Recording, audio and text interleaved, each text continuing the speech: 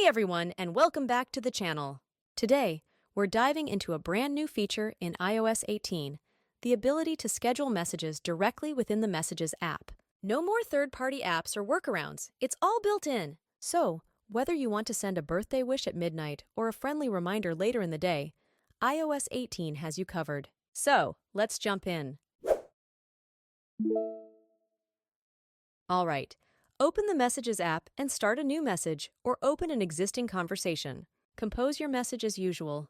Here's the key part. Look for the send arrow button. Long press on it. A new menu will pop up. You'll see options like send with Memoji and text effects. The new option we want is send later. Tap that. A new menu will appear with the date and time. You can choose the date by tapping it and selecting from the calendar. For the time, you can either use the time picker or swipe up or down to adjust it in hours and minutes. Once you've selected your desired date and time, tap Send. Your message will be composed and ready to fly out at the chosen time. You can see all your scheduled messages by going back to the conversation thread. If you need to edit or cancel a scheduled message, simply tap and hold on the message again, and you'll see options to edit schedule or cancel schedule. That's it! Scheduling messages in iOS 18 is a breeze.